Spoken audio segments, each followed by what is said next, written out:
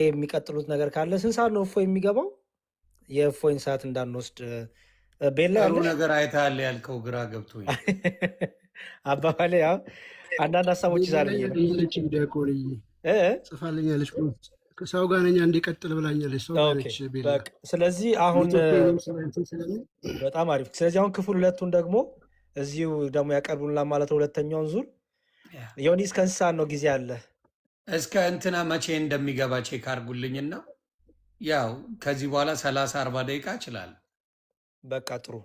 ስለዚህ እንደዛ ከሆነ በ30-40 ደቂቃው እንጠቀምና በየተራ ደግሞ አንድ ሁለተኛውን ዙር ደግሞ አቅርቡልን ማለት ነው። አዎ ስለዚህ የእፎይንን ሰዓት ነገሩን ፕሊስ መውሰድ አንፈልግም። እሱ ጋር ሞር ትምህርቱ ስላለ እሱ ጋር በመሄድ መማር ስላለባችሁ ነው። ቤተሰብ የእፎይ ስንት ሰዓት ነው ቤተሰብ? እፎይ እንደከፈተው በቃ እዚህ እንደጨረስክ ይከፍታል። መልካም በቃ እሺ፣ እንደዛ ነው የሚከፍትበት ሰዓት። እሺ ክበሩልኝ። አሪፍ ትራንዚሽን ነው። በጣም ጥሩ። እሺ ከዚህ ወደዛ ትሄዳላችሁ። አዎ ተባረኩ። አንተ በኋላ ላይ ስጨርስ እንግዲህ የዛሬ የተማርከውን ሰመሪ ሰጥበታለህ። እሺ ዴቫሽ ይቀጥል። ዛሬማ እቀሰፋለሁ አባት።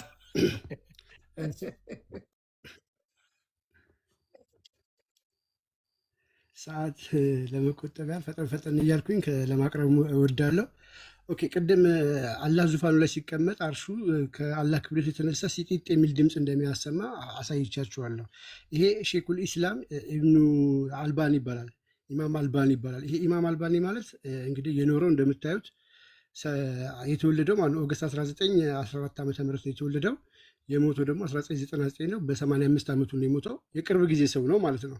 ይሄ ሰውዬ ማለት በዋሃብያዎች ዘንድ ትልቅ ተቀባይነት ያለው ሀዲሶችን ግሬድ የሚሰጥ ይሄ ትክክል ነው፣ ይሄ ትክክል አይደለም የሚል መሐመድ እንግዲህ ተናግሮታል አልተናገረውም ብሎ የሚወስንላቸው ትልቅ ቦታ የሚሰጡት ነው። ይሄ ሰውዬ ካለ አለ ነው። ይሄ ሰውዬ በኪታቡ ላይ ምን ብሏል? ሳሂና ትክክለኛን በለየበት በዚህ ኪታቡ ላይ አጠር እያደረኩኝ ያው የተተረጎመውን እንትልላችኋለሁ። ከአብደላይ ብን አባስ ከመሐመድ አጎት ልጅ መሐመድ ቁርአንን ያስተምራችሁ ካለው ሰውዬ ከሱ በመጣ ሐዲስ ላይ ምን ተብሏል አለ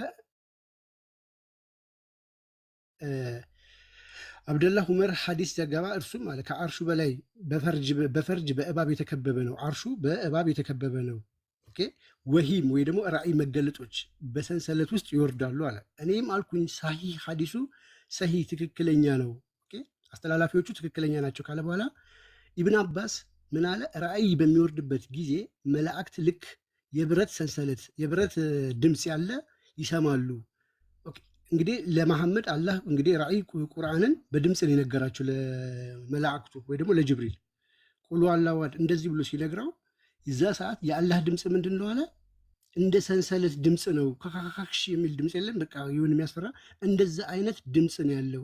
ሊትራሊ እኛ እናንተን ልንሰድባችሁ ወይ ደግሞ ልናሸማቀቃችሁ እንትን እያልን አይደለም፣ የተጻፈውን ነው የምንነግራችሁ። ይሄ ምሳሌያዊ አነጋገር አይደለም። ይሁንዬ ይሄ እኛ አሁን ለምሳሌ ብዙ ጊዜ ሙስሊም ወንድሞቻችን እግዚአብሔር ይጮሃል ይሉናል እያነሱ እኛ ጋር እንደ ምጥ እንደያዛ ሴት ይጮሃል።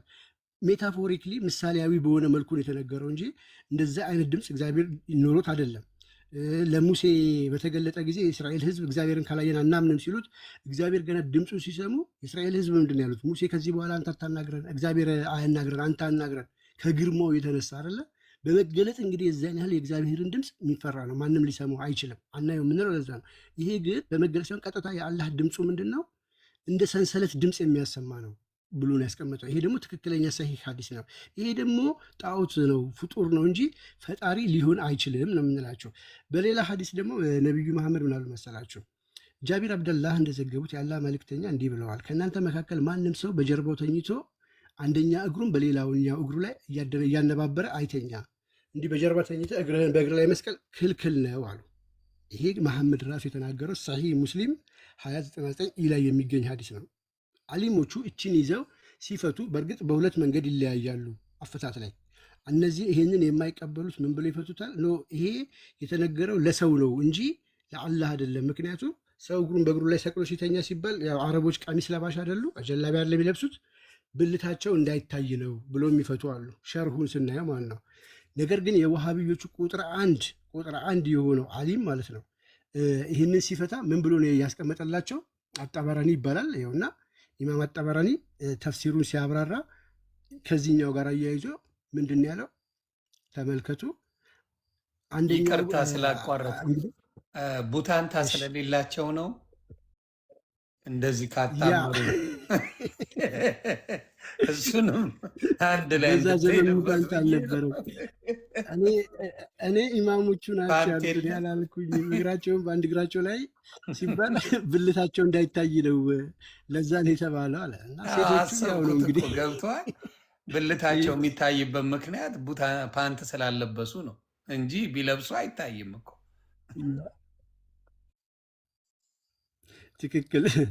እንግዲህ ያው ለሙስሊሞች የምንጠይቃቸው ጥያቄ ነው። ነገር ግን የጠበረኒ ስናየው ጠበረኒ ማን ነው የሚባለው? ጃዕሙል በያን አል ተዊል አልቁርአን በተባለ የቁርአን ምንድነው ፈቺ ነው ወይ ደግሞ ስኮላር ነው፣ ኢንተርፕሬት የሚያደርግ ነው። የቁርአን አንቀጾች ትርጓሜ የሚያብራራ ጠቅላላ መግለጫ እዚህ ላይ ሲያስቀምጥ ይሄ ሰውዬ እግሩን በአንድ እግሩ ላይ አጣብሮ በአርሹ ላይ ጋደፍ ብሎ ተደግፎ እንደዚህ ለጥ ብሏል። እግሩን በአንድ እግሩ ላይ ዘንበል ያ አይ ጥሩ ነው። ክብርና ምስጋና ግን የፍጡሩን አይመስልም። ዮኒ እንደ ፍጡር አይደለም። ያለ አገዳደብና አስተኛኘቱ እንደ ፍጡር አይደለም ይለዋል። እንደ ምንድን ነው መልሱ? ይሄ ነው፣ እንደ ፈጣሪ አይለማወቅ። እኛም ይህንን ነው የምንጠይቃቸው። አልተገለጸም። በቃ ግን የፍጡሩን አይመስልም ይለዋል። አሁን ለምሳሌ አላህ ይደክመዋል ይለዋል፣ ግን ሲሮጣውን ይደክመዋል። ድካሙ ግን የፍጡሩን አይመስልም ይለዋል። አደካከሙ ምንድን ነው? ይሄ ማለት ምን ማለት ነው? ስለዚህ እንደ ፈጣሪ ነው የሚደክመው፣ እንደ ፍጡር አይደለም። እንደዛ ማለት ነው። እነዚህ እያሉ እንግዲህ አልተገለጸም ብለው እንደ ፍጡር ነው እንደ ፈጣሪ ነው እያሉ የሚያብራሩ ሰዎች ሰሞኑን ደግሞ ሜይ ቢ ልብ ብለህ ከሆነ የሆነ የአባታችን ገዳም ላይ ካየኸው ያላሉትን ዋሃብያዎች ቋር የሚባለውን ሰገራ ነው ብለው እንትን ሲሉ ሰምተሃል መቼም። ይሄ ቪዲዮም ሰርቻ ያለው የሚገርምህ ይሄ የእፎይ ድሮን ጥቃት በኋላ የሚመጡ ብዙ ነገሮች ስላሉ እሱን ነገር እያየን እኛም መልስ የምንሰጥበት ነው። ትክክል። እዚህ ላይ ግን እኔ አንድ ነገር ልበላችሁ፣ ይኸውላችሁ እኛ የሚሮጠውን ጥቅስ ብትሰጠን ደስ ይለኛል። ብሩኬ ይሄድበታል ብዬ ነው የአላህ ባህሪ ላይ። አሁን ቀጣይ ብሩኬ እሱና አካሄዱ ስለሚሄድ ስለተነጋገርን ነው። ሩጫው ላይ ይሄድበታል። ሩጫው ላይ መሄድ አለበት፣ በደንብ ይሄድበታል። ዋና መጋደሙ ነው። አረፍ ማለቱን አሳይቻቸዋለሁ። ይሄድበታል እሱ። መልካም። እንግዲህ እዛች ጋር የፍጡሩን አይመስልም አልተብራራም የሚሉ ሰዎች እዚህ ጋር አልባሀቂ በዚህ ኪታብ ላይ ያልተብራራን ነገር ምን ያህል ዲቴል ሄዶ እንደሚያብራሩና ደግሞ እዚህ ከሰገራ ጋር እቺ አባታችን እንግዲህ ብለው ካሉ በኋላ አርአያም ሊሆን ይችላል እኮ አይደል እንዴ? አላህም ሊሆን ይችላል። ቀጥላ ያለችው ፊደል ካልተገለጸ ፕላስ ደግሞ በቪዲዮ ላይ ካያችሁት መጀመሪያ ላይ ያ ነገር ከምን እንደተሰራ አብራርቶ ነው ወደ መብላት የሚመጡት አይደለ? እሸቱ ሊበላ ሲል ዩቱበሩ እሸቱ ከዛ በፊት ያለውን ትዕይንት እንግዲህ ያየ ሰው ግልጽ ነው። ይሄ ሰገራ ነው ብሎ ለመረዳት አይከብድም። ግን የምትለዋን ፊደል ለምን ወደ አር የሚለው ይቅርታ አድርጉልኝ በጣም ለምን ወሰዱት ብለን ስንል መጽሐፋቸው ላይ በብዛት የተለያዩ ታሪኮች እናገኛለን። ሙስሊሞች ከመሐመድ በሚወጡ ተረፈ ነገሮች ይባረካሉ፣ የገሃነም እሳትም ይድናሉ። ለምሳሌ ላቡን እንደ ሽቶ ይቀቡታል። ከመሐመድ ጠረን የመሐመድ ላብ እንደ ሽቶ ነው። ሽንቱ ይጠጣል፣ ከገሃነም እሳት ያድናል። ኦኬ ኢቭኒፍ ማለት ነው። አክታው መሬት ላይ አትወድቅም። ይህንን በመጽሐፍም በፈትዋም በቪዲዮ ያስተማሩ ኡስታዞችን ማሳየት እችላለሁ። ስለ ሰገራው ልምጣ። የመሐመድ ሰገራ ብራንድ የሚባል ሽቶ ያስንቃል።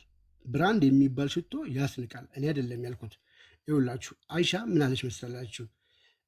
እሺ አይሻ ከነቢዩ እንዲህ አለቻቸው። አኪን ከይታይ መሰለኛል። አሁን ይታያል። አይሻ ነቢዩን እንዲህ አለቻቸው፣ እርሶ ከተጸዳዱበት ቦታ ሲመለሱ ሰገራውን ላገኝ አልቻልኩም። አይሻ ለምን ፈለገችው ሰገራውን? ከእርሶ ምንም አይነት የማይፈለግ መጥፎ ነገር አይናይም። እሳቸውም አይሻ ሆይ መሬት ከነቢያት የሚወጣውን ሰገራ ምንም እንዳይታይ አድርጋ እንደምትደብቀው አታውቂምን አሏት። እዚች ጋር አሁን አይሻ የመሐመድን ሰገራ ትፈልገው ነበረ። ለምን ፈለገችው ጥያቄያችን ነው። መሐመድ ደግሞ የኔን ሰገራ መሬት ትደብቀዋለች ብሎ መለሰላቸው። በሌላ ደግሞ ዘገባ እንደዚሁ ሰሃቦቹ ስለ ነቢዩ ታሪኮችና ባህሪያት ከሚያጠኑ ሊቃውንት ዑለማዎች አንዱ እንደዘገቡት አለ ነቢዩ መጸዳዳት በፈለጉ ጊዜ መሬት ተከፍታ ሰገራቸውን ሽንታቸውን ትውጥ ነበረ። የቦታው መዓዛ አለ ልብ በሉ ከሙስክ ሽቶ ሙስክ ማለት በዘመኑ የነበረ ቤስት ሽቶ ነው። ከመልካም ሽቶ በላይ በጥሩ ጠረን ያውድ ነበር።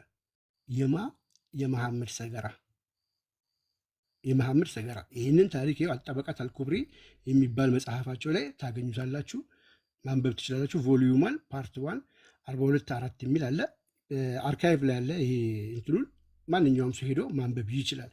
ስለዚህ ሰሃባዎቹ ከመሐመድ የሚወጡ ነገሮችን ጠቅላላ ይጠቀሙ ነበርና ሰገራውንም እንግዲህ አዶ ነው አይሻ ለአይስክሬምነት ፈልጋው ይሁን እንዴት ሰው ሰገራ ይፈልጋል? የሰው ሰገራ ፍለጋ እንዴት ይሄዳል?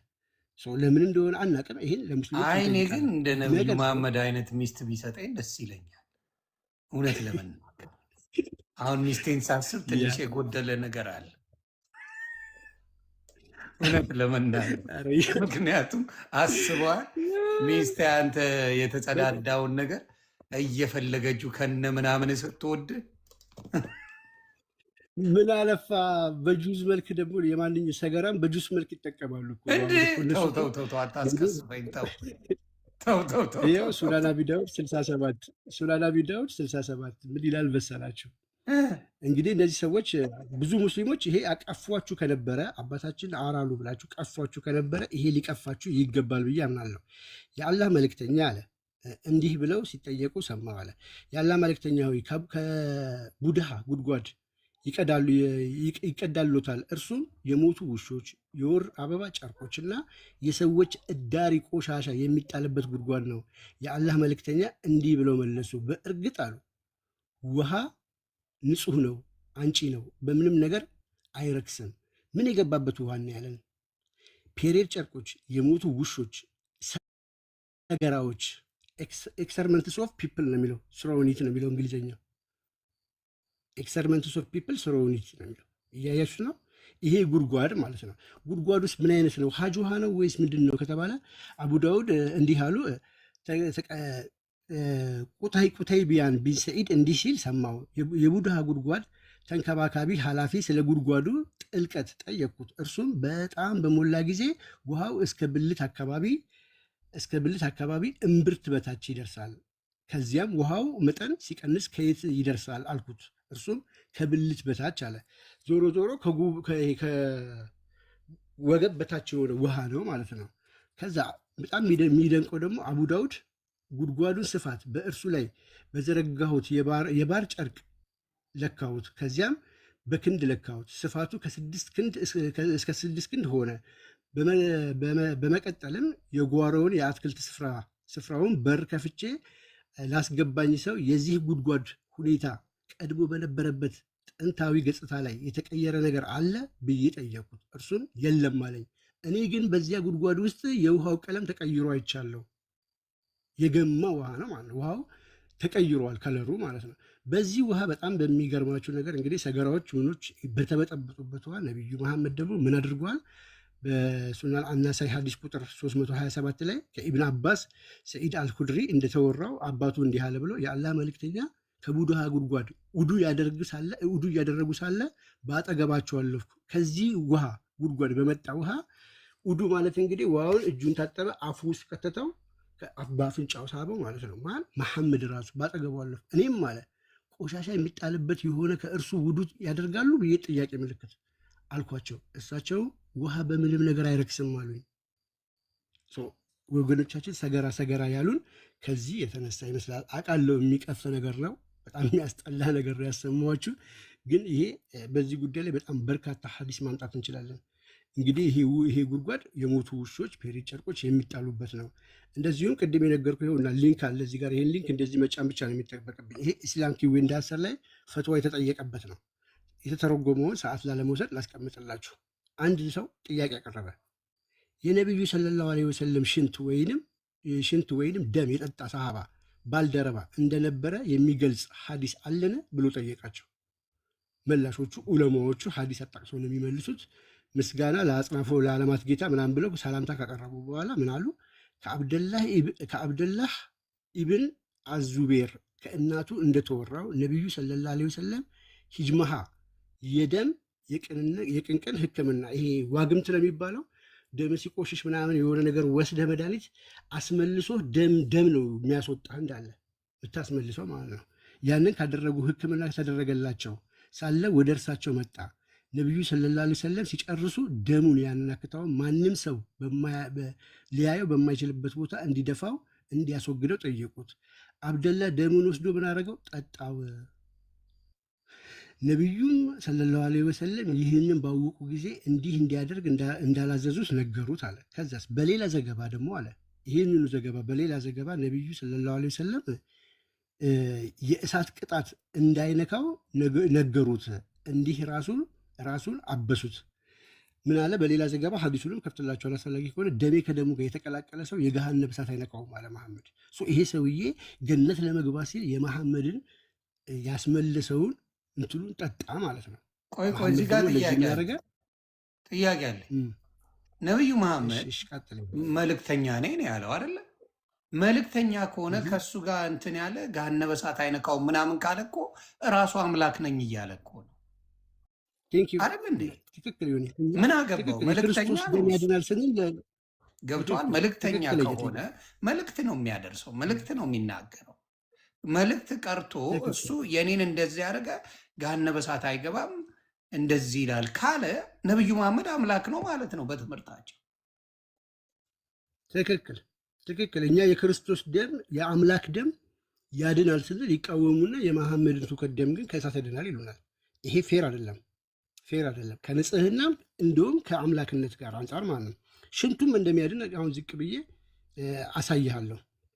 ከዛስ ይሄንን አለ አይድንም አሉት አለ። ይሄንን ሐዲስ ደግሞ አለ አልዳር ቁጥን የሚባል ታዋቂ ስኮላራቸው ነው አልሐኪም አልበዛር አቡ ያኢላ አቡ ንሁያም እና እነዚህ ስማቸውን ጠቅሶ ማለት ነው አልባሐቂ ሐይስሚ የዚህን ሐዲስ የሰነድ ሰንሰለት ሰሂህ ትክክለኛ አድርገው የቆጠሩት ሲሆን አለ እኔ አይደለም እያልኩ ያለሁት ልጁ ጠይቆ ዑለማዎች የሙስሊም ዑለማዎች ትክክለኛ ተቀባይነት መሐመድ የተናገረው ያደረገው ትክክለኛ ንግግሩ ነው ብለው ያረጋገጡት ነው አለ። የሰነድ ሰንሰለቱ በሌላ ደግሞ ሐሰን ጥሩ ታማኝ በማለት ፈርጀውታል። ትክክለኛ ነው ማለት ነው። ከዛ ይቀጥልና ኡሙ አይመን ቢንቲ ሩቅህያ እንደተወራው ይላሉ ነቢዩ ሰለላሁ ዐለይሂ ወሰለም በአንድ ዕቃ ውስጥ ሽንታቸውን ይሸኑ እና ከአልጋቸው ስር ያስቀምጡ ነበረ። መሐመድ እንደ ፖፕ ያለች ዕቃ አለችው፣ በእሱ ሽንቱ ሸቶ አልጋው ስር ያስቀምጣል። አንድ ጊዜ ምሽት ከአልጋቸው ስር አስቀመጡት። ሲመለሱ ግን ዕቃውን ባዶ ሆኖ አገኙት። ታገለግላቸው የነበረችው በረካ የተባለችዋን ሀበሻዊት ኢትዮጵያዊ ሴት ማለት ነች። በዕቃ ውስጥ ስለነበረው ሽንት በጠየቋት ጊዜ እርሷ እንደጠጣችው ነገረቻቸው። ምን እንዳለችው? ሽንቱን እንደጠጣችው ነገረቻቸው። አልባሐቂ አይላሂ ወሰለም አላህ ጤና እንዲሰጣት ለመኑላት አለ። የሆድ ህመም ነበረባት ይላል። አዲሱን ከፍቻ ያሳያችኋለሁ። ከሆድ ህመምሽ ነፃ ትሆኛለሽ። ከዛ በፊት አለ በዚህ ምክንያት ከመሞቷ ለመኑላት። በዚህ ምክንያት ከመሞቷ በፊት ከነበረባት ህመም በስተቀር በማንኛውም በሽታ አልተሰቃየችም። በአብዱረዛቅ አልሐኪም አልድርቁጥኒ አጠበራኒ እነዚህ እንዳለ ዑለማዎች ናቸው ያረጋገጡት ነው። ይህን ታሪክ ከመሞቷ በፊት ከታመመችበት ምን እዚህ ጋር እኮ ያወዛግባል። ከታመመችበት ህመም ውጭ የመሞቷ ምክንያት የራሱ የሆነ ኮዝ አለው። ከዛ ውጭ ሌላ በሽታ አልነካትም። ከዛ በፊት ግን ሴትዮዋ ይላል በሌላ ሀዲስ ላይ እዚህ ጋር ነው አሁን አንደርስታንድ ላደርግ የምፈልገው። ከመሞቷ በፊት እንግዲህ አንድ የኛ ኢየሱስ ክርስቶስም ሆነ የእሱ ሐዋርያት ሲፈውሱ ከሙሉ ነገር ነው የሚፈውሰው። ይሄ እኮ አሁን ቁጥብ ትንሽ ቅንጣቢ የሆነ ፈውስ ነው ሰጣት እያሉ እያስተማሩበት ያለው ገብተዋል። እዚህ ጋር ማብራሪያ የሰጡት ነው። እነዚህ አሁን እንዲሁም አሁን ለዚህኛው ልጅ መልስ ሲሰጡ አሻሽለው አስተካክለው አማርኛዎችን ቀላቅሎ የለም የሰጡበት ነው። ሀዲሱን ግን ይኸውና እዚህ ጋር አሁን ባነብልህ ሀዲሱ ከእሳት ትድኛለሽ ነው ያላት መሐመድ በቀጥታ ቃል ማለት ነው። ሽንት የሸናችበትን ከእሳት ትድኛለሽ አባውት ሁማን ድሪንክ ሳም ኦፍ ዩሪን የሚለው ማለት ነው። ሂ ቶልድ ሀር ዩ ዊል ብሎ ማለት ነው። ኔቨር ኮምፕሌን ኦፍ ስቶማክሽን ብሎ ያስቀመጠላት እዚች ጋር ማለት ነው። ከላይ ደግሞ ባለው የገሃነመ እሳት አይነካሽም። በነገራችን ላይ ደሙን ልክ መሐመድ ጦር ሜዳ ላይ ምናምን ሆኖላ እንደዚህ ሲቆርጠው ወይ የሆነ ደም ሲፈሱ የለም ይልሱት ነበረ። አክታውን ሁሉ ይጠጡት ነበረ። ለምሳሌ አንድ ድምፅ ላሰማችሁ። እኔ የተናገርኩትን እንደው እኛ ከመጽሐፉ እንደው አልተናገሩም ከተባለ የራሳቸው ሼክ ኢትዮጵያ ሼክ ምን ብሎ እንደሚያስተምራቸው እናሳያቸው። ይሄ ሰውዬ እንግዲህ ታዋቂ ሰውዬ ነው፣ የመስጊድ ኢማም ነው። በእንትኑም በመጅሊሱም ትልቅ እውቅና ያለው ሰው ነው፣ ኡስታዝ ነው። ላሰማችሁ አንድ ጊዜ እችን ድምፅ ላሰማችሁ። ሶሪ ግን ኦኬ።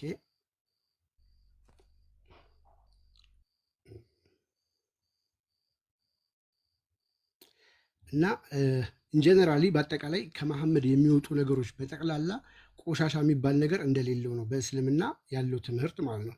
መሐመድ ከሰውነቱ የሚወጣ ምንም የሚጣል ነገር የለም። ሰገራው ነበረ።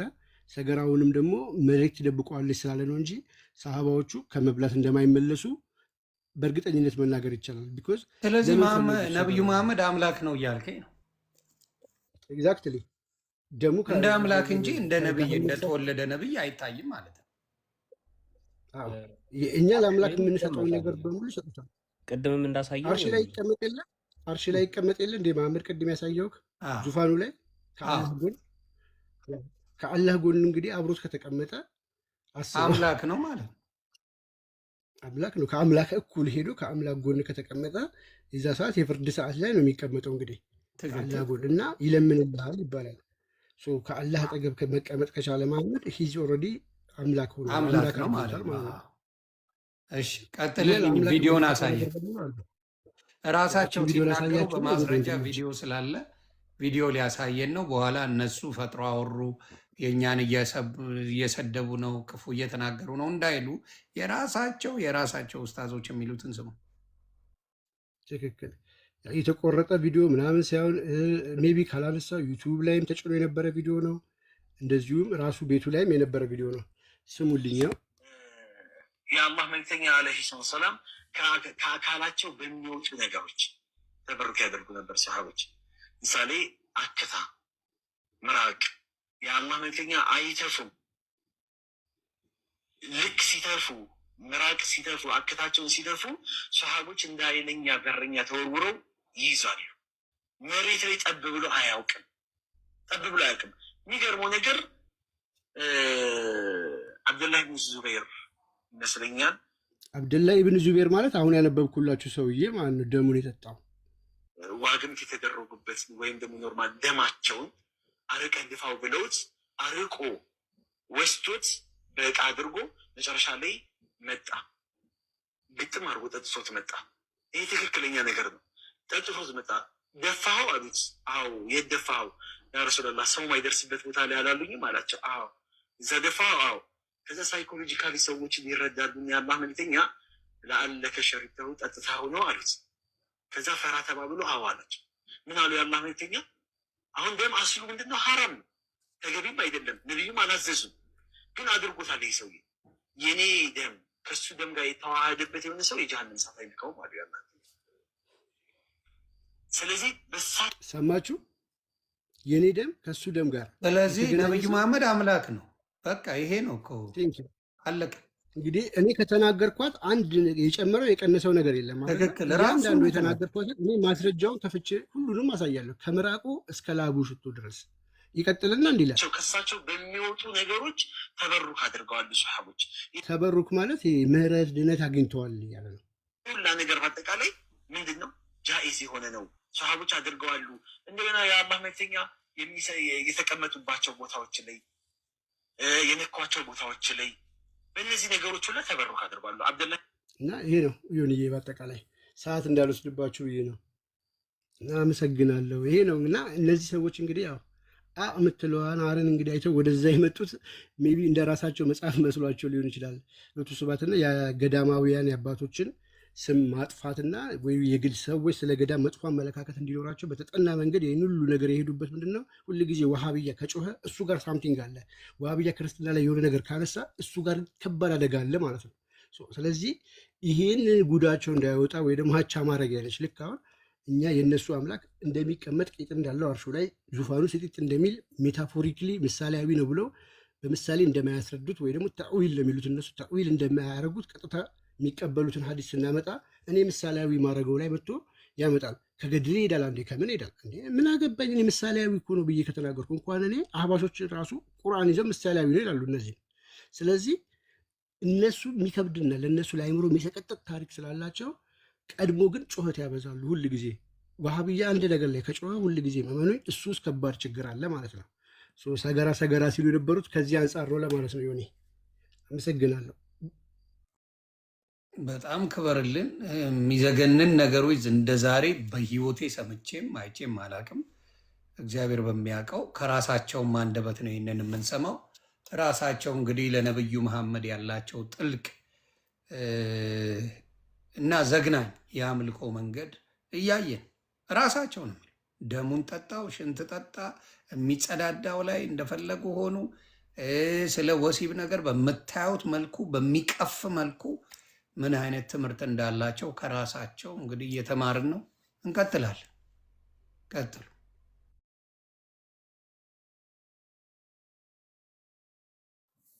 ማን ቤላ ካልቀጠለች ቤላ አልተናገረችም እና ቤላ አሁን ፍሪ ከሆንሽ ቤላ አለሽ? ቤላ አልተመቻትም መሰለኝ። ብሩክ ይቀጥል። አይ ቲንክ ቢዚ ና። በቃ ወይ ብሩኬ ወይ ቆስጠንቲኖስ ሄዱበት። አንዲት 3 ደቂቃ አካባቢ ለውሰድ። እኔ አንዲት ነገር ብቻ። ቆይ አዘጋጅቷል ብሩኬ። ኦኬ ከተዘጋጀ ይቀጥል። ብሩኬ አዘጋጅቷል። 3 ደቂቃ ቃል ይቅርታ፣ ብሩኬ ነው ቃል። ኦኬ ብሩኬ ቀጥል። ሻይ 3 ደቂቃ ከሆነ ችግር የለውም። 3 ደቂቃ ለበዓሉ ድምቀት ነው ሲባል እንጂ ያልክ እሺ መሐመድ ይመለካል ብላችሁ እናንተ አሁን በሰው ሃይማኖት ላይ ለምንድን ነው የምትቀጥፉት የሚል ጥያቄ አንድ ሙስሊም ቢያነሳ ያወላችሁ ሙስሊሞች ራሳቸው ይመልሱ። ሱራ 17:79 ነው የቁርአኑ ክፍል። አርሽ ላይ ያስቀምጠዋል ተብሎ የተፈታው የቁርአን ክፍል ይሄ ነው። እንግዲህ አርሽ ዙፋን ከሆነ አላህ የዙፋኑ ተጋሪ ያለው ማለት ነው። አዘርዋይዝ ፍጡር እንግዲህ ከ7 ሰማያት በላይ ነው አለ በተባለ አርሽ ላይ ሄዶ ሊቀመጥ አይችልም። ያውም ፊዚካል የሆነ ወንበር መሆኑ ከተረጋገጠ ማለት ነው። እና ምን ይላል መሰላችሁ? ኤንድ ፎር ጎ ስሊፕ። ይሄ ቁርአኑ ነው። አህመድ ካህን የተባለው ትራንስሌሽን ማለት ነው። የዚህ የአረብኛው ትራንስሌሽን ያው የሙስሊሞች ዌብሳይት ላይ ያለ ነው። quranx.com ነው። ኤንድ ፎር ጎ ስሊፕ ኢን ሰም ፓርት ኦፍ ደ ናይት። በሌሊቱ የተወሰነው ክፍል ኢንክሪዝ ፎር ዩ፣ አንተን ምን ያደርግሃል? ከፍ ያደርግሃል። ኢት ኢዝ ላይክሊ ዮር ሎርድ ዊል ሴት ዩ ኢን ኤ ፕሌስ ዌር ኤቭሪዋን ዊል ፕሬዝ ዩ። ሃው ከም ፍጡር ከሆነ መሐመድ እያንዳንዱ ሰው እንዴት ነው መሐመድን ሱብሃን መሐመድ እያለ መሐመድን ሊያመሰግን የሚችለው? ሁሉ ፍጥረት ነው የሚለው ይላል እኮ ሱብሃን አላህ መሐመድ ረሱሉላህ እያሉ አይደል የሚሉት? አሁን ሱብሃን መሐመድ ሆነ እኮ ሱብሃን መሐመድ ሆነ። ሱብሃን መሐመድ ገባ። አዎ ለምንድን ነው ታዲያ ሲባል ይሄው ይመልስልን። ኦብሊጋቶሪ ያላችሁ ላምብ ድጋሚ እንየው። It is likely your Lord will set you on a place where everyone will praise you for what ይላል? ይሄው ሙስሊሞች መለሱት። worship አምልኮ ለአምልኮ obligatory only upon the holy prophet on the day of the resurrection ይላል። በቂያማ ቀን ለመሐመድ ብቻ ነው ይሄ ነገር ማለት ነው። ሙስሊሞች ያመልኩታል መሐመድን ሊትራሊ፣ እኛ ራሳቸው ባሉት ማለት ነው። ዙፋን ላይ ከተቀመጠ አለቀ ነገሩ። ፍጥረት ሁሉ መሐመድን የሚያመሰግን ከሆነ አለቀ ነገሩ ማለት ነው። ይሄንን ራሳቸው መልሰውታል። ኦኬ ስለ መሐመድ ትንሽ ስለተባለ የመሐመድ አንዳንድ ነገሮችን አንዳንድ ነገሮችን ምናልባትም እንግዲህ ያልሰማችኋቸው ሊኖሩ ይችላሉ። ኦኬ እስኪ ይህንን ታሪክ የሚያቅሰው ካለ እንግዲህ በዚህ በሙስናድ አህመድ መጽሐፍ ሐዲስ ነምበር 3788 ላይ ሙስናድ አህመድ ሐዲስ ነምበር 3788 ላይ ሁላችሁም የምታዩት መጽሐፍ ነው። ተራኪው የነብዩ ቀጥተኛ ሰሃባ የሆነው አብደላ ኢብን መስዑድ ነው። አብደላ ኢብን መስዑድ ማለት ቁርአንን ተማሩ ከተባሉት ከአራቱ ሰሃባዎች አንዱ ነው። አብደላህ ኢብን መስዑድ ይባላል።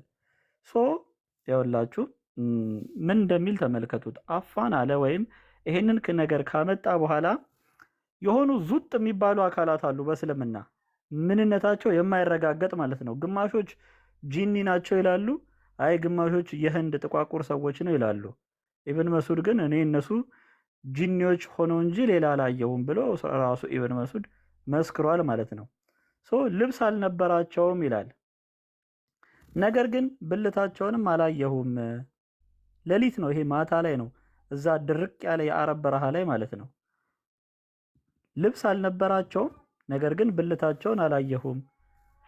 ረጃጅም ነበሩ፣ ስጋቸውም ጥቂት ነበር፣ ቀጫጭን ነበሩ ማለት ነው።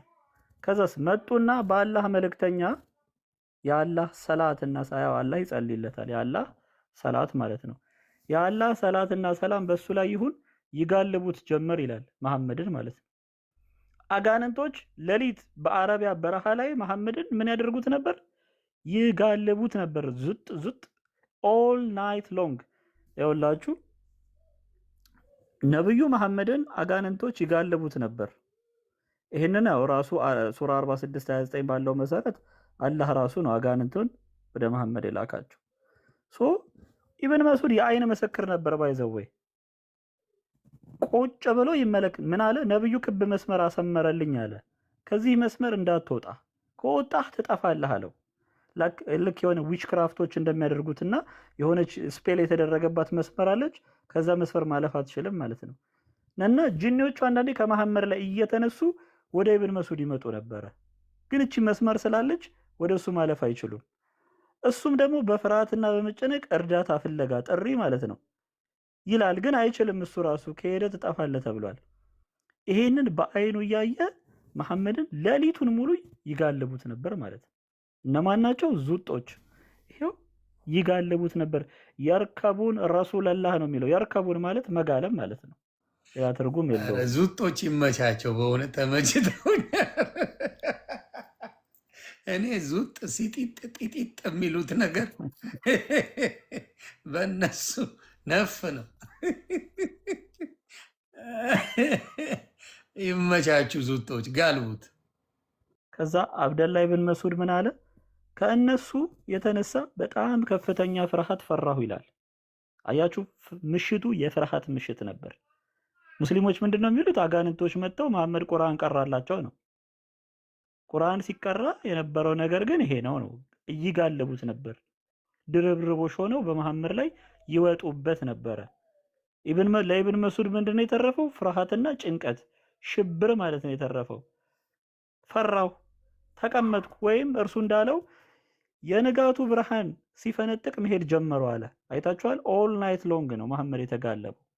የንጋቱ ብርሃን ሲፈነጥቅ መሄድ ጀመርኩ፣ ወይንም እርሱ እንዳለው አለ። ከዚያም የአላህ መልእክተኛ በእነሱ መጋለብ የተነሳ ሰውነቱ ከብዶትና አሞት ወይም ሊያመው ተቃርቦ መጣ ይላል። መጨረሻ ላይ በዚህ ስቴት ላይ ሆነ ማለት ነው። መሐመድ ከፍተኛ የወገብ ህመም ተከስቶበት ከምን የተነሳ? ከዙጦቹ መጋለብ የተነሳ። ይህንን ሙስናድ አህመድ በሐዲሱ 3788 ይታያቸዋል። ይሄ ሳሂህ ነው የሚለው አውቴንቲክ በሆነ ሐዲስ። ሳሂህ ማለት ትክክለኛ የተረጋገጠ ሐዲስ ማለት ነው። ማንም ሙስሊም ካልተሸማቀቀ በስተቀር ሊክደው የማይችለው ሐዲስ ማለት ነው። ነብዩን ይጋለቡት ነበር ብሎ ይሄንን አስቀመጠ። ማሻአላህ ቀጥል። ዙጦች ማን ናቸው ሲባል ይሄው ኢብን መስዑድ በመንገድ ላይ ዙጥን ባየ ጊዜ እንዲህ አለ። አሁን ሊያብራ እነዚህ እነማን ናቸው ተብሎ ተጠየቀ። እነዚህ ዙጥ ናቸው አሉ። እርሱም ማለት በጂኒዎች ሌሊት ይሄው ዘ ናይት ኦፍ ዘ ጂን ነው የሚባለው።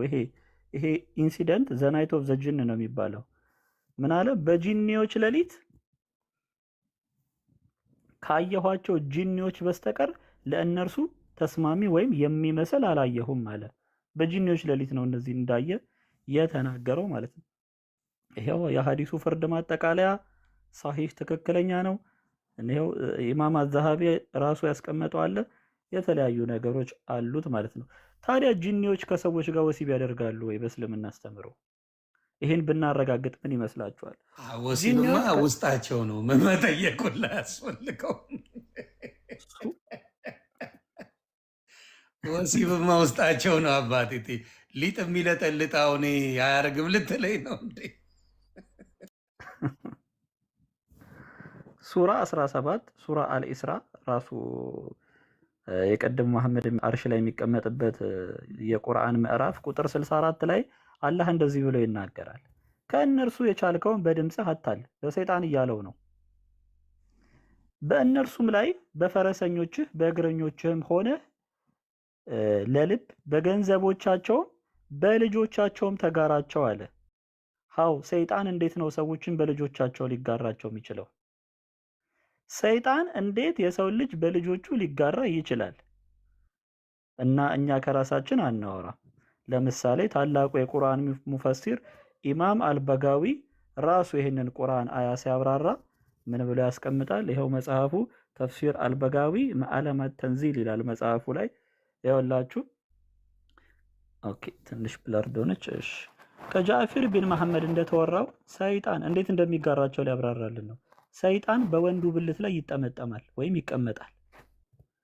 ወንዱ ቢስሚላህ ወይም በአላህ ስም ካላለ ከእርሱ ጋር በመሆን በሚስቱ ላይ ያርፋል፣ የግብረ ስጋ ግንኙነት ያደርጋል። ሰይጣን ሚስትየዋ ኦልሬዲ ግሩፕ ሴክስ ሆነ ማለት ነው።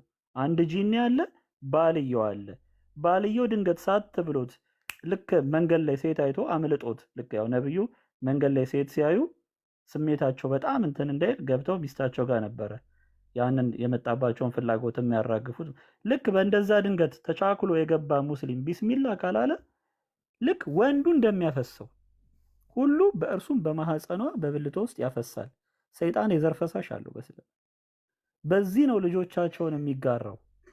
ይሄው ይሄንን ያለን ማን ነው? አልበጋዊ ነው። ስለዚህ አሁን እዚህ ምድር ላይ ያሉት ሙስሊሞች በራሳቸው አባታቸው ቢስሚላ ይበል አይበል አያውቁም። ግማሽ ጂኒ ግማሽ ሰው ይሁን ምንም የምናውቀው ነገር የለንም። ከማን ጋር እንደምንኖር ራሱ አናውቅም። ይሄንን አላህ ራሱ ነው በልጆቻቸው ተጋራቸው ብሎ ፍቃድ የሰጠው ማለት ነው። ስለዚህ አዳሚ ቢስሚላ ካላለ ይሄ ነገር ይከሰታል። በብልቱ ላይ የተጠመጠመ እንዲያውም ራሱ አብደላ ኢብን አባስ ባይዘው የሰውዬ በጣም ይመቸኛል። እስልምና እንዲባንክ ለማድረግ በጣም ትልቅ መሳሪያ ነው። አብደላ ኢብኑ አባስ የተባለ ሰው አንድ ሰው ወደ እሱ እንዲህ ብሎ ይጠይቀዋል።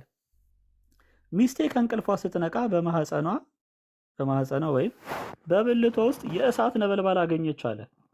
ኢማጅን የሴት ልጅ ብልት ሲነድ ማለት ነው። ምክንያቱም ምንድነው ጂኒዎች ከእሳት ነው የተፈጠሩት ተብሎ ስለሚታመን ማለት ነው። ስለዚህ ስትነቃ እንትኗ እየነደደ ነው። እሳት አደጋ ነጥራ ወይስ ምን ይሻላል? ከዛ አብደላ ኢብን አባስ ምን አለ? ይህ ከጂኒ ጋር የግብረ ስጋ ግንኙነት በመፈጸሟ ምክንያት የመጣ ነው ብሎ ኢብን አባስ ይህንን ይመልስለታል ማለት ነው።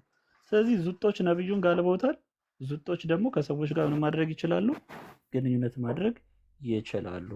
ይሄንን በዚህ ካየን ራሱ ነብዩ ራሱ ምን ያደርግ ነበር? አንዳንድ ነገሮቹን ለምሳሌ ራሳችሁን ቀድሜ አንድ ጥያቄ እጠይቃችሁና አይ ቲንክ ሐዲሱን እዚሁ ባገኘው ደስ ይለኛል። እሺ ይኸውላችሁ ምን ያህል መሰላችሁ? ይሄ ሐዲስ የሚገኘው ከሱናን አቢ ዳውድ 5224 ሳሂህ የሆነ ሐዲስ ነው። ኦቴንቲክ ቼን ያለው ሐዲስ ነው። እሺ መሐመድ የሆነ የከለከለው ነገር አለ። ይኸውላችሁ ዘ ፕሮፌት ፖክድ ሂም ኖ ይሄኛው አይደለም። አም ሶሪ ይሄንን በቀጣይ እመጣበታለሁ። ኦኬ አልማናዊ እሺ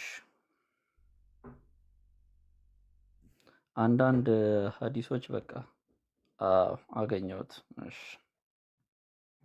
ኢብኑ ከሲር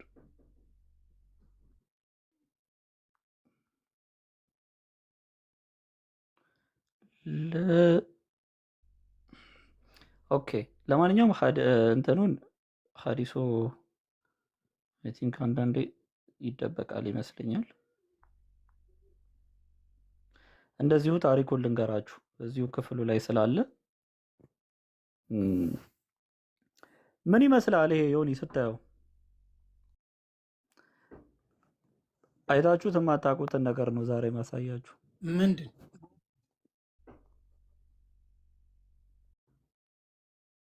ምን አርግዞ ነው? ምን ሆኖ ነው?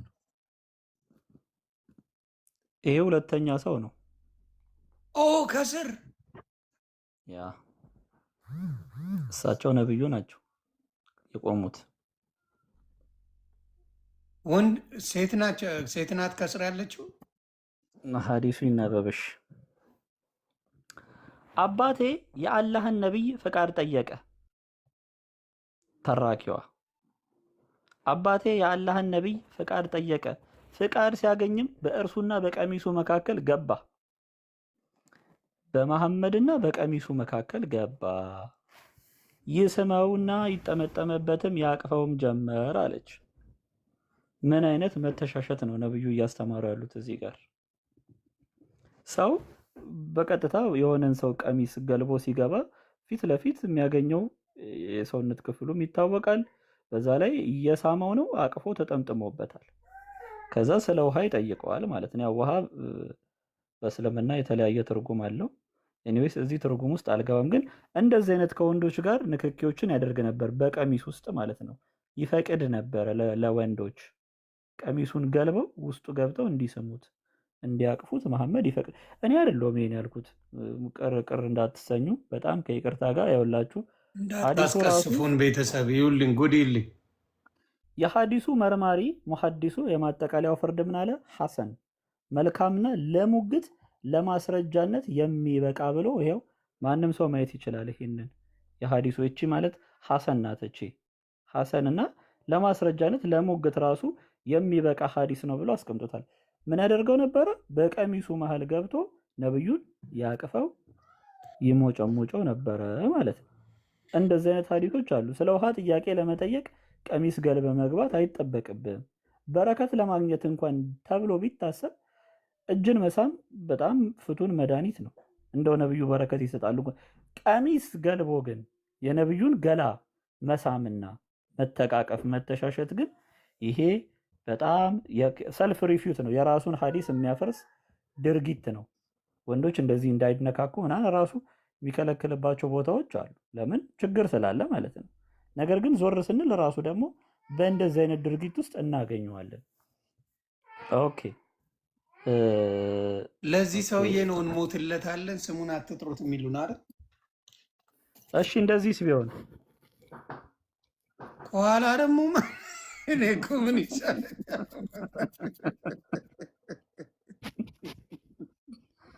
እንደዚህስ ቢሆን እየለጠለጠው ነው ከኋላ። እንደዚህስ ቢሆን ምን ጥያቄ እንጠይቃለን? ሐዲሱ ምን ይላል? ዛሬማ ጉድ ጉድ ጉድ ጉድ ፈልቷል። ሐዲሱ ለጥላጭም ተለጥላጭም ሆኖ አረፈው። ወይ ጉድ! እሺ ኪታብ አልመጅሙ አልከቢር አጠበራኒ ይባላል። ይህ ሰውዬ ታላቅ የእስልምና መሐዲስ ነው። መጽሐፉ ራሱ የታላቅ ዲክሽነሪ መጽሐፍ ነው አጠበራኒ የሚባለው። ይኸውላችሁ አባቴ ነብዩን በእርሱና በቀሚሱ መካከል እንዲገባ ፈቃድ ጠየቀው፣ ፈቀደለት። ስለዚህም ከኋላው ከበስተጀርባው ሆኖ በእርሱና በቀሚሱ መካከል ገባ። ከዚያም መተቃቀፍ መለጠፍ ጀመረ። ደረቱንም በነብዩ ሰለም ጀርባ ላይ ያሻሸ ነበር አለች። የእስልምና ሐዲስ ነው። የብሩክ አልጻፈውም። የራሳቸው አጠበራኒ ማን እንደሆነ ለእኔ ለሙስሊሞች አልነግራቸውም ማለት ነው። ያው ቮሊዩም 24 ገጽ 206 ላይ ይገኛል። በዚህኛውም 20994 ላይ የሚገኝ የራሳቸው ሐዲስ ነው ማለት ነው። ኦኬ እንቀጥል። ይሄንን ደግሞ ተመልከቱት። አንድ ሰው ቆሞ ሰዎችን ያስቅ ነበረ። ያውላችሁ ያስቃል፣ ሰዎችን ቀልድ እየቀለደ ያስቃል። ከዛ በኋላ ዘ ፕሮፌት ፖክድ ሂም አንደር ዘ ሪብስ ኦፍ ስቲክ አለ። ነብዩ ትንኮሳ ደረሱበት፣ በእንጨት ወጋ ሸንቆጥ አረጉት፣ ይሄንን ሰው ማለት ነው።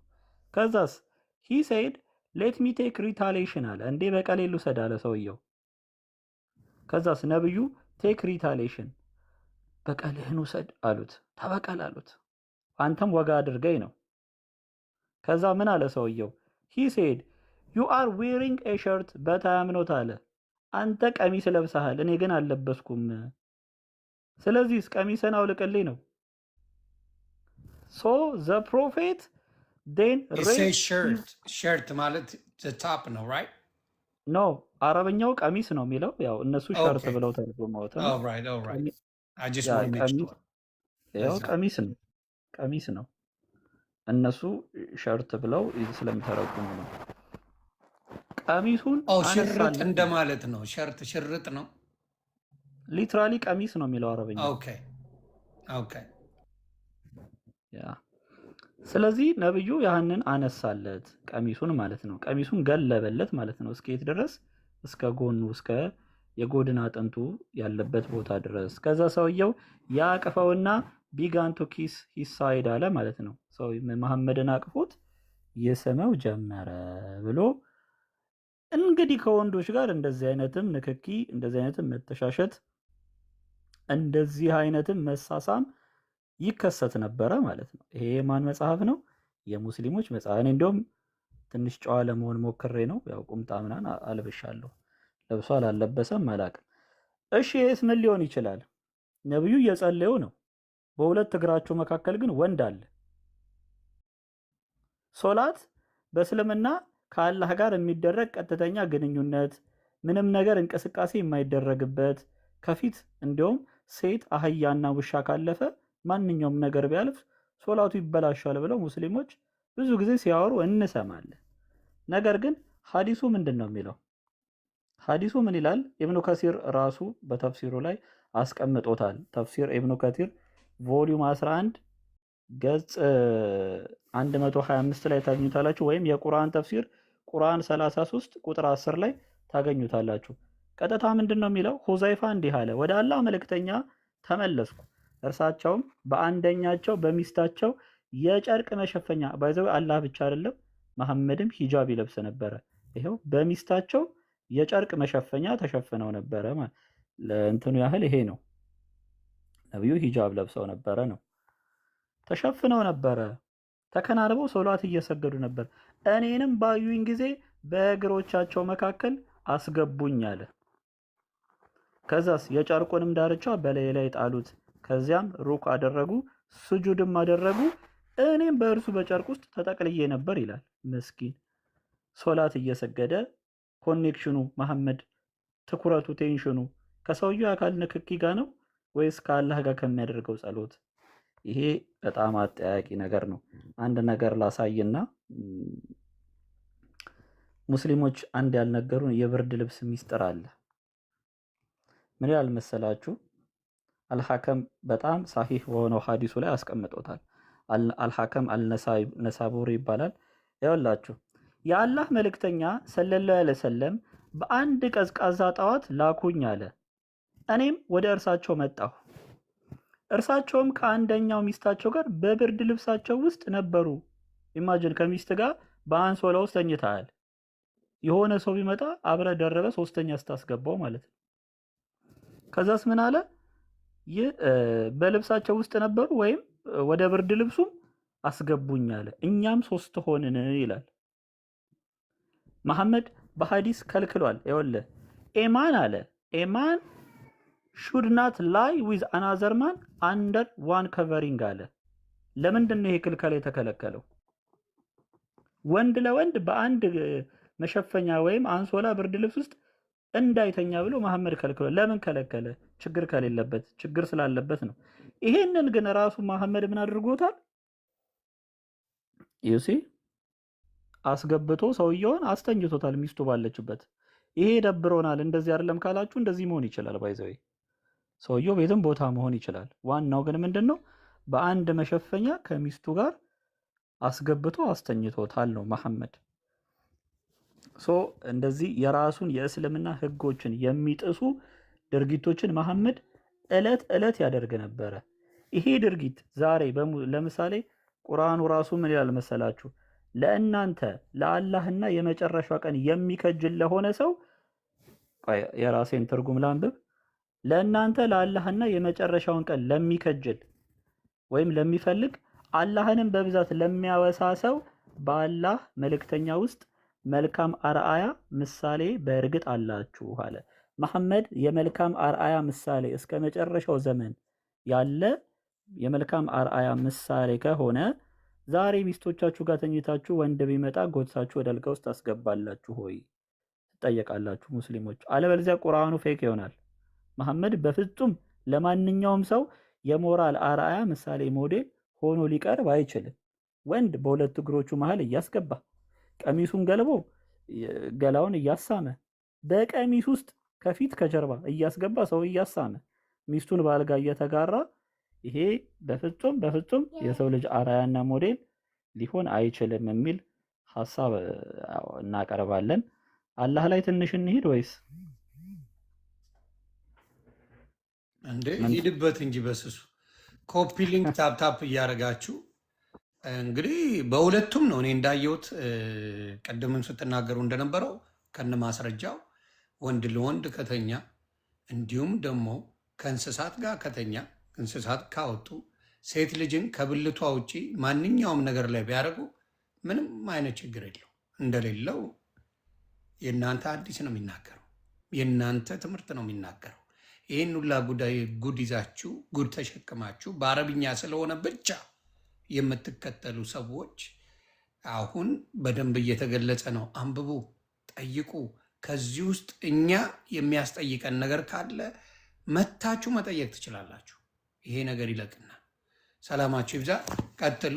እንግዲህ ሰዓት እያየን እየሄድን ነው። እንግዲህ መዝሙረ ያሬድ የሰዓቱን ነገር ፊክስ አድርግልኝ እስቲ። የተወሰነውን በአላህ ባልከው ጉዳይ እንሄድና የመጨረሻ ማጠቃለያ ትዘግቡናላችሁ።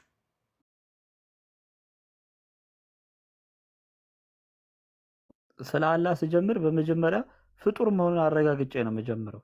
ምክንያቱም ይህንን አጽናፈ ዓለም የፈጠረ ሰማይና ምድርን የዘረጋ ጌታ ያህ የፈጠረው ቦታ መልሶ ሊገድበው አይችልም። አምላክ በቦታ ሊገደብ አይችልም። ነገር ግን ወሃብያዎች በትክክል ምን ብለው ያምናሉ? አላህ ምንድን ነው? ቅድም ቃሉ ስላልመጣ አሁን ራሴ ላምጣው ብዬ ነው።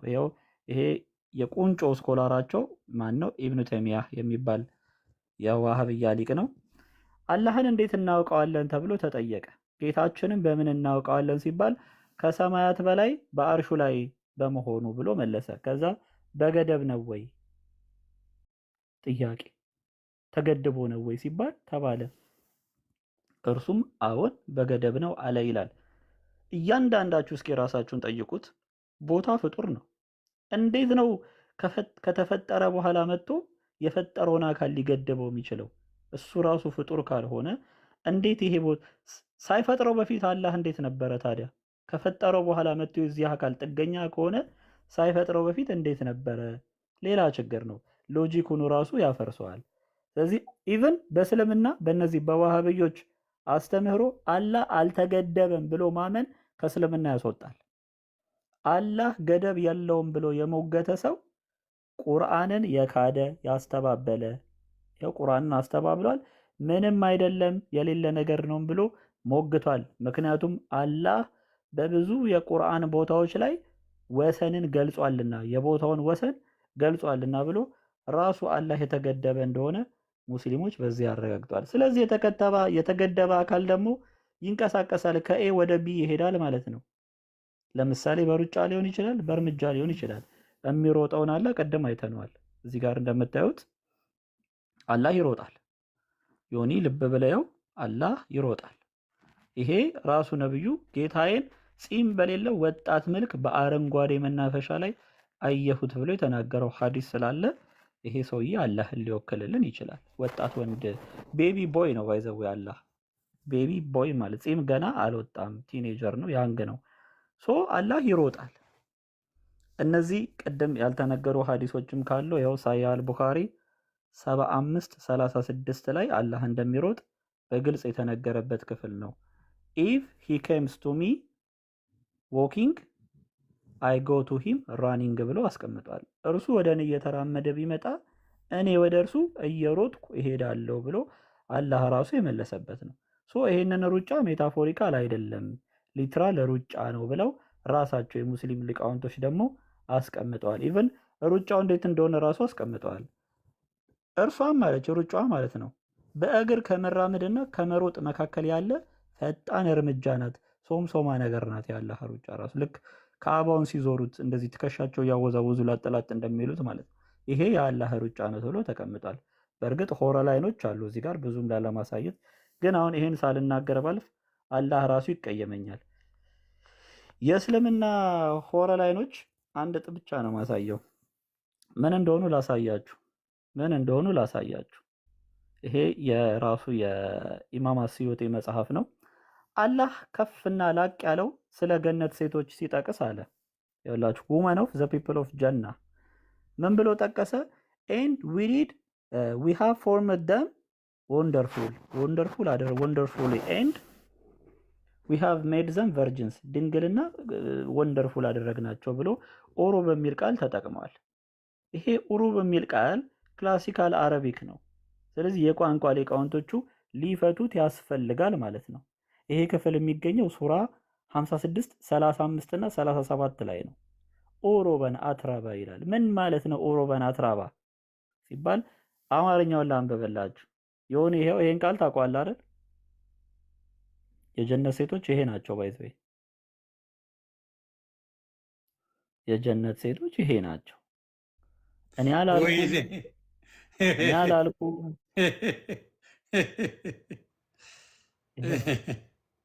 የአንድ ሰውም ሐሳብ አይደለም። አልሲዩጢ ምን እንደሚል ተመልከቱት። የመጽሐፉ ተርጓሚዎች ሙፈሲሮችና የቋንቋው ባለሙያዎች በሙሉ በአንድነት እንደተስማሙት ኦሮብ የሚለው ቃል ኦሮብ የሚለው ቃል ኦሮባ ወይም አሮብ ለሚለው ቃል ብዙ ቁጥር ሲሆን ትርጉሙ ቀሃባ ወይም ጋለሞታ ምን ማለት ነው ይላል።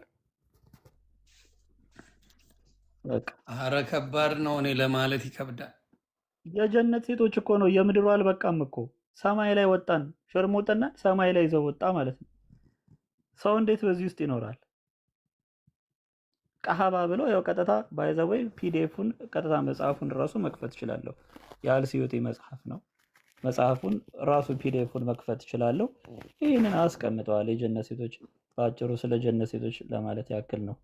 ያው ድንገት ሲሮጥ ወደ እነሱም ሩጫው ካለ በሚል ነው። ምክንያቱም ልጅ መያዝ ከፈለገ ከእነርሱ ጋር መውለድ ይችላል የሚል ሐዲስ ስላለ አላህ ልጅ መያዝ ቢፈልግ ከእናንተ ከምድር ሴቶች ሳይሆን እኔው ጋር ካሉት ከሆረ ላይኖች ይይዝ ነበረ ብሎ ሱራ 21:17 ላይ መጫወቻ ቢፈልግ ብሎ ራሱ ቁልጭ አድርጎ ስለተናገረው ማለት ነው። ኦኬ። የሚሮጥ አካል ደግሞ ይደክማል። ፊዚካሊ ሊትራሊ የሚሮጥ አካል ሩጫ ማለት ፊዚካሊ ከወሰድ ነው በአካላት እንቅስቃሴ መካከል የሚደረግ ፍጥነት ነው። ይሄንን የአካል እንቅስቃሴ ፍጥነት የሚያደርግ አካል ደግሞ ይደክማል። ለምሳሌ መጅሙል አልፈትዋ ላይ ራሱ ኢብኑ ተይሚን ጥያቄ ተጠይቋል። ዱዊ አትሪቢዩት ታየርድነስ ቱ አላህ ተብሎ ተጠይቋል። ድክመትን ለአላህ ባህሪ እንሰጣለን ወይ ተብሎ በተጠየቀው ጥያቄ ሰም ስኮላርሊ ሴዛት the evidence that Allah has attribute of tiredness አላህ የድካም ባህሪ እንዳለው አንዳንድ ሊቃውንቶች ማረጋገጫ አድርገው ይህንን ሐዲስ ጠቅሰውታል። ምን የሚል ሐዲስ ነው? እናንተ ካልደከማችሁ እርሱ አይደክመውም የሚል ሐዲስ አለ በእስልምና። ይኸው 85ኛው ጥያቄ ነው ኢብኑ ተይሚን የተጠየቀው ጥያቄ ማለት ነው። እዚህ ላይ አላህ ይደክማል፣ ድክመቱ ይኸውላችሁ የአላህ ድካም ጉድለት የሌለበት መድከም ነው ብሎ ራሱ አስቀምጧል። የፍጡር ያልሆነ ድካም ማለት ነው። ድክመት በየትኛውም ሎጂክ የፍጹምነት መገለጫ ሊሆን አይችልም። ቃሉ በራሱ የጎዶሎነት። አላህ ደግሞ ይሄን ድክመት ኤክሰርሳይዝ ያደርገዋል እለት እለት ማለት ነው። አይሮን ነው በአመት አንዴም ሊሆን ይችላል። ነገር ግን ምን አይተናል? አላህ ራሱ ደካምነት ባህሪ አለው። ቮሊዩም 1 ፔጅ 174 ላይ መጅሙል አልፈትዋ የኢብኑ ኡተይሚን መጽሐፍ ላይ ይሄንን ማየት እንችላለን። ኦኬ። አላህ ይተኛል፣ ከደካመው ደግሞ ይተኛል። በስቴፕ ነው የመጣው። ጥሩ አመጣጥ ነው። ይኸውላችሁ አንድ እግሩን በሌላ እግሩ ላይ አጣምሮ አላህ ይተኛል። ማን ያለው ይሄንን? ነብዩ ነው ያሉት ራሳቸው መሐመድ። ይሄው ለምሳሌ በአልጠበራኒ መጽሐፍ ላይ በአቡ ያላ መጽሐፍ ላይ ማየት እንችላለን። የአላህ መልእክተኛ እንዲህ ብለዋል፣ አላህ አዘወጀል ፍጥረታቱን ፈጥሮ በጨረሰ ጊዜ በጀርባው ተኝቶ አንድ እግሩን በሌላው እግሩ ላይ አደረገ ይላል። ኋይ አላህ ለምንድን ነው የሚተኘው?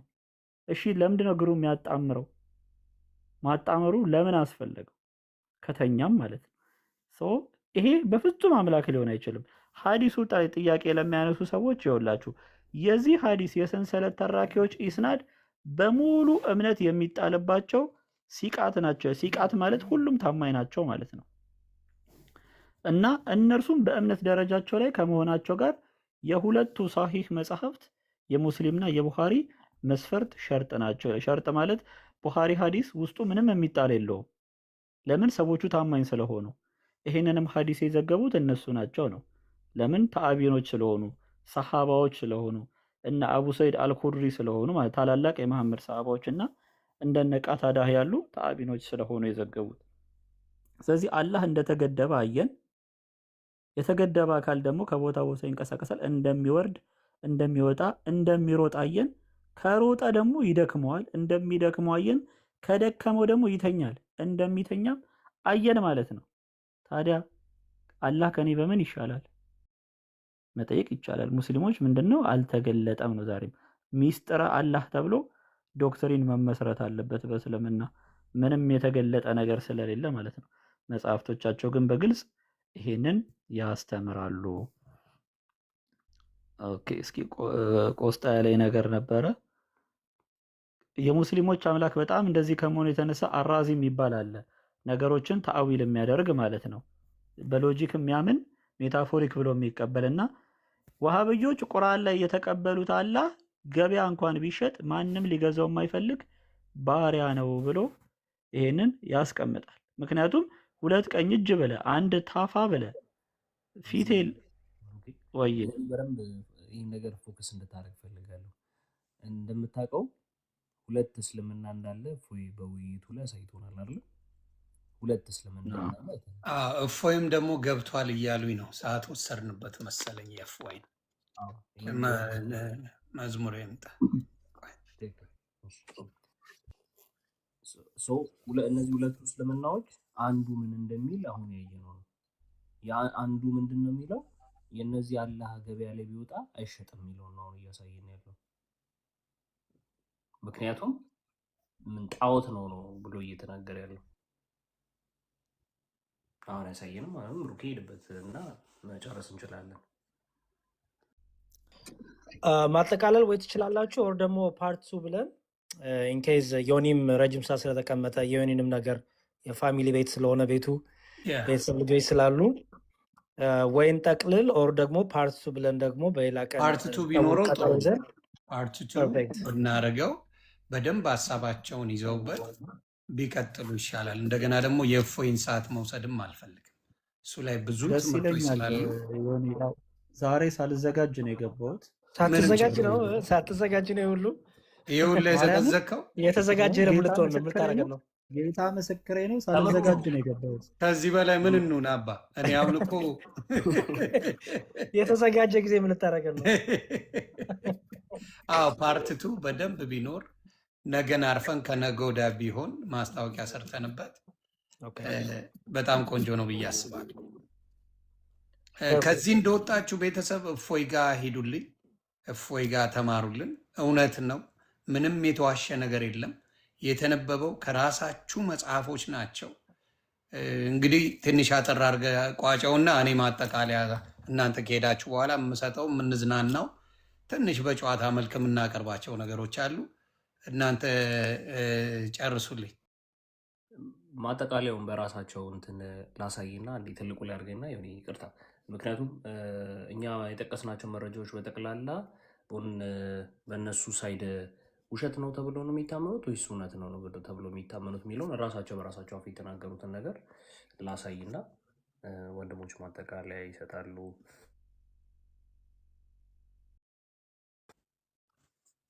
ኦኬ አይ ቲንክ ታየና።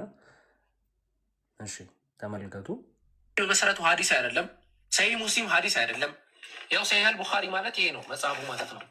ያው ይሄ መጽሐፍ ነው፣ ወደ 4 ቮሊዩም ነው እና ሰሂህ አልቡኻሪ ይላል ለኢማም አልሐፊዝ አቡ ኢስማኤል ምናምን ብሎ አስቀምጦ ይሄ ምንድን ነው? ጃሚዕ ነው፣ ሀዲስን የሰበሰበ ነው። ገብቶሃል? ጃሚዕ ነው፣ የሰበሰበ ነው፣ ሀዲስን የሰበሰበ ነው እንጂ ይሄ የሀዲስ ሰሂህ አልቡኻሪ የሚባለው ኢማም አቡ ዓብደላህ ሙሐመድ ብን ኢስማኤል አልቡኻሪ የተሰኘ አካል የሰበሰበው የሀዲስ ስብስብ ነው። አጣርቶ የሰበሰበው ማለት ነው። ሀዲሱ ከዛ በፊት የነበረ ነው፣ በነቢዩ ዘመን የተነገረ እኮ ነው። እሱ ግን አጣርቶ የሰበሰበው ነው። ሰነዱ ሙሉ በሙሉ 100% ማለት የሚቻለው ወይ ደግሞ 99.999% ጥራት ያለው ነው ሰነዱ ማለት ነው። ይሄ ነው እንደሰማችሁት ኦልሞስት 100% በሚባል ደረጃ 99.9999% የተረጋገጠ ሶሂህ የሆነ ነገር ነው። ስለዚህ እኛ ምን ያቀረብነው ራሳቸው ኡስታዞቻችሁ ከሚሉት ነገር ላይ ነው። ሶሂህ የሆነ ነገር ነው። እዚሁ መልሶ እያሰማኝ ነው ድምጽ። እነዚህን መረጃዎች ነው ያቀረብነው። አክቹዋሊ በጣም ብዙ ነገሮች ነበሩ የሚነሱ፣ ግን በሌላ ጊዜ እናያቸዋለን። ዩኒ ስለሰጠን ሰዓት በጣም አመሰግናለሁ። ቴንክ ዩ። እሺ ማጠቃለያ እንግዲህ ቱቲ ሚኒት ሰው ዋን ሚኒት ትሰዱና ሰውም ዛሬ የሰማውን ዳይጀስት እንዲያደርግ ጊዜ እንስጠው። ዳይጀስት ካረገ ነው እንግዲህ ሰው ዳይጀስት እንዲያደርግ ጊዜ እንስጠው። ፓርቱ ግን በደንብ ፕሮሞሽን ተሰርቶ ዛሬ እንደው ምንም ፕሮሞሽንም አልተሰራም። ብዙ ሰውም ነበር፣ ኦልሞስት 4000 ምናምን ሰው ነበር። ፕሮሞሽን ነው ቢሰራ ደግሞ ከዛ በላይ ይኖራል ብዬ አስባለሁ። ስለዚህ ፕሮሞሽን በደንብ እንስራና ለዮኒ ያሳወቀ ነው። እሱም በቤቱ ሰርቶ እንደዛ እናደርጋለን። አጠቃሉና እፎይ ጋር እንሂድ። ብሩኬ በነገራችን ላይ 85,000 ሰው አይቶታል። ይህን በዚህ አጋጣሚ ያሳየኛል ቲክታክ ሆም ላይ ብትገቡ 85,800 ሰው አይቶታል። ኦልሞስት 2 ሚሊዮን አድርሱት ላይኩን እና እንደው ከቻላችሁ 100,000 ኮፒ ሊንክ ብታደርጉ ደስ ይለኛል። ከዛ እፎይ ጋር እንሄዳለን። እኔ ማጠቃለያ እሰጥበታለሁ በሰማሁት ነገር ላይ።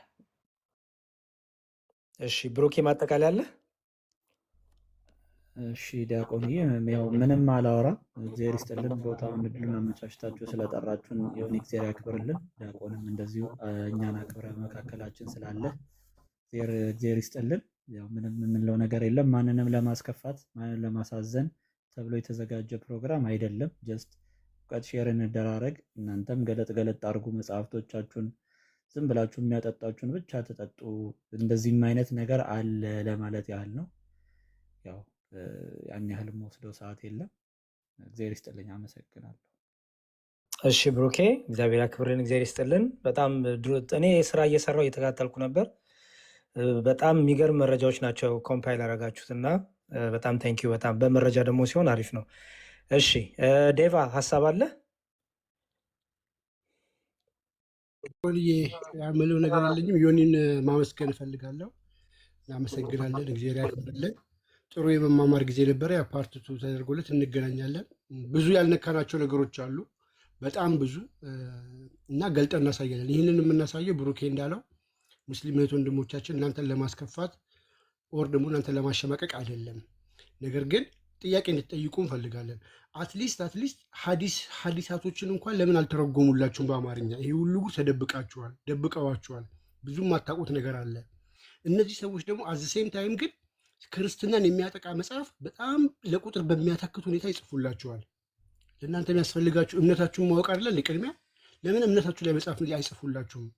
ይሄ ራሱ ጥያቄ እንዲሆንባችሁ ስለምንፈልግና መንገድ ልናሳያችሁ ብለን ነው እንጂ ያወጣ ነው እናንተን ለማሸማቀቅ እንዳልሆነ ከዚያ ከወዲሁ እንድትረዱ እንፈልጋለሁ። አመሰግናለሁ። እሺ ዴቫይ ታንኪዩ፣ በጣም እናመሰግናለን። ጓ ማጠቃለያ አለ? ያው ታይም ኪል ላለማድረግ ምስጋና እናቀርባለን ለዮኒ። እግዚአብሔር ያክብርልን ከልብ።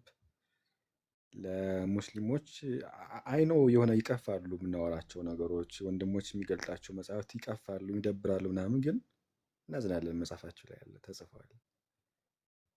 ይቅርታ እየጠየቅናችሁ ነው። ይህንን መጽሐፋችሁ ላይ ያለ እንደ ሰውኛ ምናምን ሲታሰቡ እነዚህ ነገሮች የሚደብሩ ነገሮች ናቸው፣ ግን መጽሐፋችሁ ላይ ስላለ እናነበዋለን። በዛ መልኩ የሚታይ ነው። በቀጣይ ደግሞ ሰፋ ባለ መልኩ እንሄድበታለን። መልካም ጊዜ ነበረን። እግዚአብሔር ያክብርልኝ። እሺ ጓ እናመሰግናለን በጣም ጊዜ ይስጥልን። ቤላይ ጫለሽ ይመሽታለሽ ወይስ?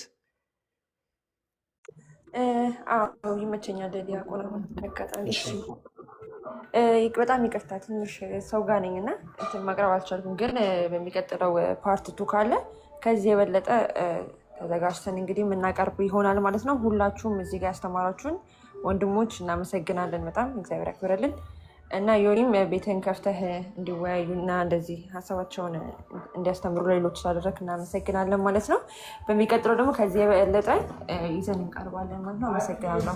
ቃላት ያሰማልን ሁላችሁ። እሺ ቤላይ ታንኪ በጣም አይ ቲንክ ኮስታ ማጠቃለያ ሰጥተሃል አይደል? ኦኬ እሺ እሺ እኔ ዮኒዬ ታንኪ በጣም ጊዜን ወስደህ ከፋሚሊ ታይም ላይ ጊዜን ወስደህ ስላመቻቸልን እግዚአብሔር ቤተሰቦችን ልጆችን ሁሉ ይባርክልህ፣ በጥበብ በሞገስ ያሳድግ ልጆችን። ትልቁ ነገር ለመንቀፍም ለመደገፍም እንዲመቸው ነው ፕሬዘንቴሽኑ የቀረበው። ከምን አንፃር ዶክመንት አይቷል። ስለዚህ ዝም ብሎ መሳደብ ሳይሆን የሚነቅፍ ሰው ካለ ዶክመንቱን ነው እንግዲህ ውድቅ ማድረግ ያለበት ማለት ነው። እና በዶክመንት ሲቀርብ አሪፍነቱ ይሄ ነው። ለመተቸት ይመቻል፣ ለመደገፍ ይመቻል። ሰው የሚተቹ ካላችሁ ወልካም፣ ተቹ፣ ቪዲዮ ስሩ። ይሄ ስህተት ነው ብላችሁ ቪዲዮ ስሩ። የምትደግፉ ደግሞ ካላችሁ ኦኬ ይሄ ነው ብላችሁ ደግሞ አእምሯችን እንዲያገናዝብ ነው። ዛሰው ያ ነው ፖይንቱ። እንግዲህ ለሌላ ቀን ፓርቱ ደግሞ ሲዘጋጅ አስቀድመን እነግራችኋለን። እናመሰግናለን። ይሄ ታንኪ በጣም ሁላችንም እዚህ ወደ እፎይ ጋር እንሄድ። ዮኒ ጋር የምትቀሩ ዮኒ ማጠቃለያ ሀሳቦች ስላሉት ዮኒ ጋር ትቀጥላላችሁ። እኛ ግን ወደ እፎይ ጋር መሄድ እንችላለን። ታንኪ በጣም ዮኒ ክበሩልኝ። እጅግ አድርጌ አመሰግናለሁ። ወደ ማጠቃለያ ሳንሰጥበት መሄድ ከባድ ኬዝ ነውና ትንሽ በራሴ ልምጣ። ቆይ ቤተሰብ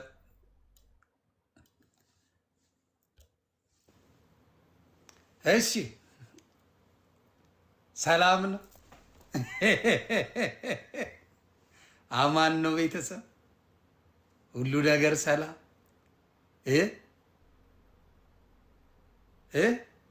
እንዴት ነው? አማን ነው? እኔ መጀመሪያ ያልተመቸኝ ሲገባ ሲጢጥ ብሎ ጀመረ። ነገር አለ። ሲጢጥ ከተባለ የትም ቦታ ላይ በመኪና ሲጢጥ ስትል ፍሬን አደጋ ሊመጣ ሲል ሲጢጥ አርገ ፍሬን ትይዛለህ። ገብቶሃል? ዋናው ጉዳይ እሱ ነው።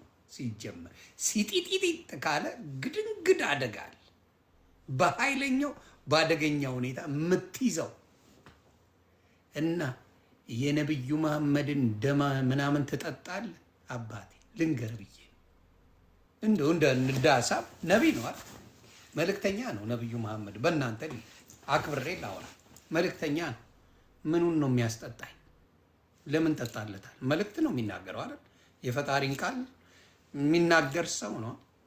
አክታውን የምጠጣለት፣ ደሙን የምጠጣለት፣ የቆሸሸ ነገሩን ሽንቱን የምጠጣለት፣ ሰገራውን የምበላለት፣ ምድር ተከፍታ የምትውጥለት፣ ሰገራ ሲጸዳዳ ምድር ተከፍታ የምትውጥለት ሽቶ ጠረኑ የነብዩ መሐመድ የሰገራው ጠረን ከሽቶ ያማረ ነው ብላችሁ የምትሰክሱን በሰላም ነው። እንደው ለጤናችሁ ጥሩ ነው። ዙጥ ሲባል በዚህ አጋጣሚ ለምንድን ነው ኢዮዳብ ትዝ ያለኝ? ኢዮዳብን ለምን መረጡት? እንደ ሀሳብ ኢዮዳብ ዙጥ ስለሚል ከትምህርታችሁ ጋር ማች ስለሚያደርግ ነው። ማች ያደርጋል ስለሚያደርግ ነው ወይስ በምን ሂሳብ ነው ኢዮዳብ ዙጥን የመረጣችሁት? በሰላም ሊጥ የዮኒ ማኛ ዱቄት ሊጥ ሆኖ ይለጠለጥ ጀመር። ኢትፍሩት ሆናችሁ ሴቶቹ ኢትፍሩት፣ ወንዱ ኢትፍሩት።